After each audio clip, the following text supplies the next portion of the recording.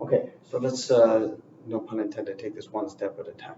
Let's solve some literal equations with that only require one algebraic step. And here, let's start off by making the analogy with with something that we're familiar with. So here's just a normal linear equation, one-step linear equation in one unknown.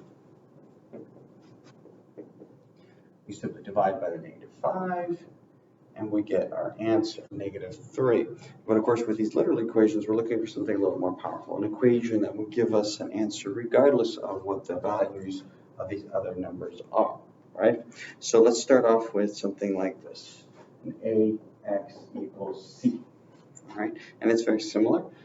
If I'm solving for x, I'm simply going to divide both sides of the equation by a. I know that x will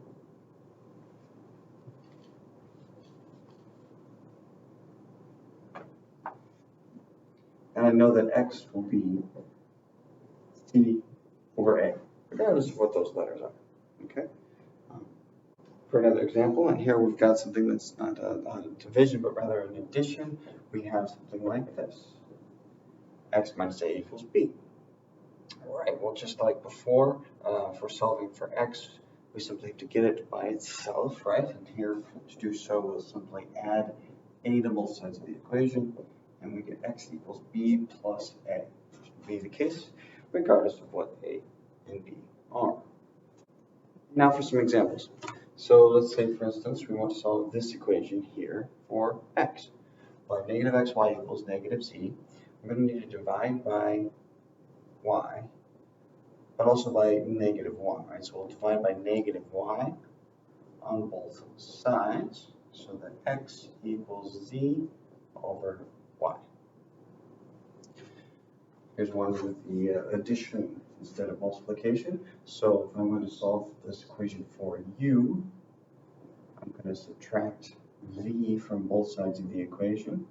I'm okay with having my answer in the form of u on the right side, but some people prefer to have your answer, the variable that you're solving for, on the left side. That's perfectly fine, just rewrite it. And then it's all Greek to me, but you know, it's all right to end up using some other symbols as well. So here I've got some Greek letters making up a linear equation.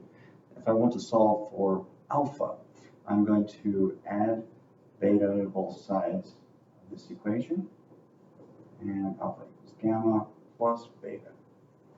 And there's our answer for that one. All right, and then here are a couple for you to try. I recommend pausing the video and come back and see how you did. All right, so if I'm going to solve this equation, a equals -b times c. For b, I'm going to divide both sides by -c and get that b equals -a over c. Here's my solution. Similarly here, if I'm going to solve for x by itself on the left here by adding y to both sides. And last but not least, solving this for u. Divide both sides by t. U equals -b over t.